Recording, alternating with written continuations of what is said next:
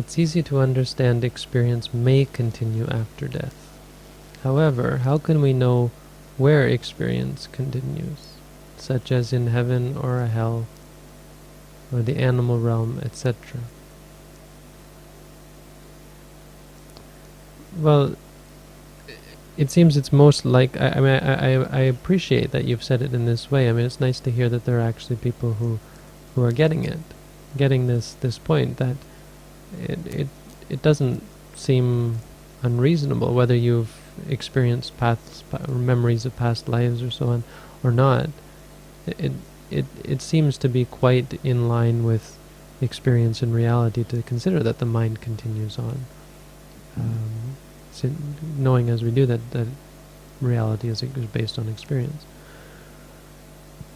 So it seems also quite logical and reasonable to suggest that it's going to continue in whatever state most describes the nature of the mind. So if the mind is full of greed, then one would expect to have some consequences to that. If the mind is full of anger, full of delusion, or so on. I have given talks before on the Buddhist idea of where people go based on their acts and their deeds. If a person, and so I can go over this as well, if a person is full of anger, this is what leads them to be born in hell, because there is a great amount of suffering in the mind. So the mind becomes on fire and in some sort of hellish state. If the mind is full of greed, one is in a wanting state. One ends up in a state of ultimate wanting as a ghost. This is where one is most likely to arrive, a state of want, a state of need. These ghosts that wailing and clinging to things, haunting a house because they're very much attached to the house and to the people and so on. If the mind is very much full of delusion,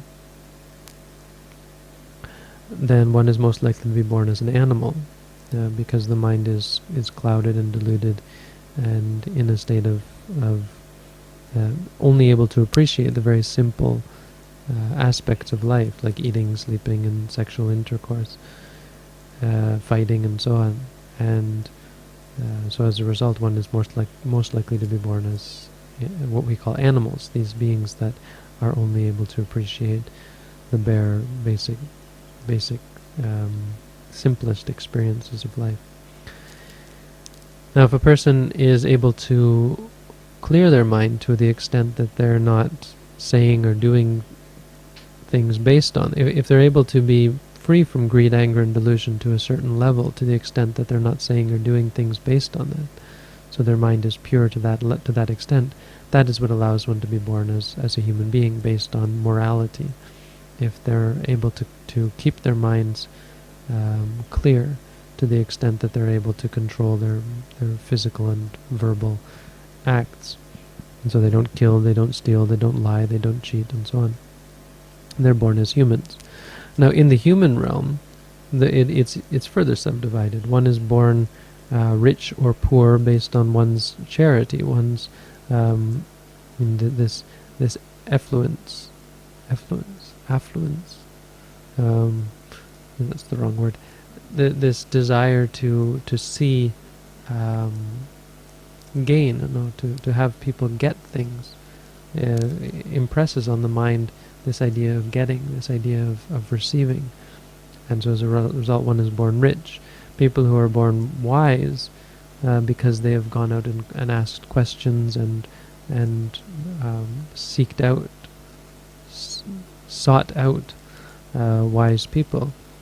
People who are born stupid because they don't. People who are born poor because they didn't give, and so on. People who are given to killing have a short life, because they're fixated on the idea of ending life, and so as a result, when they're born as a human later on, they will be born, if they're able to still be born as a human, they will be born with a short life.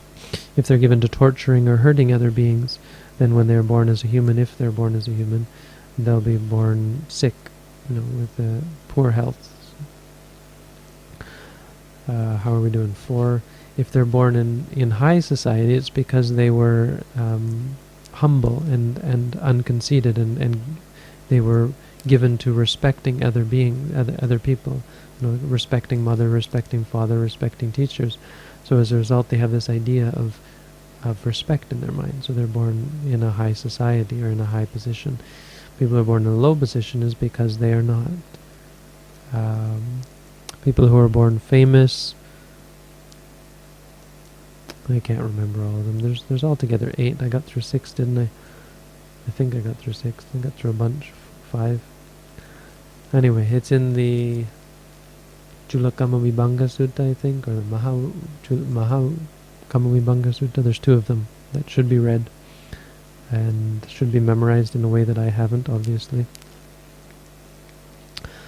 But those are ways that you're born. That's in the human realm. Then to be born as an angel is because of great goodness, mahakusala. If a person is given to doing great good deeds, profound and exalted deeds, like giving up all of their possessions, or devoting their life to helping others and to dedicating themselves to goodness, they become angelic. So they're born as an angel.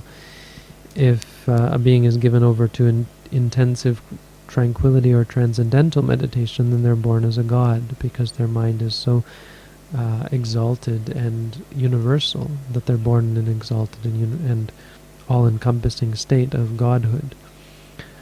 And if one practices vipassana meditation, then there is no clinging, and so when one passes away, there is no rebirth.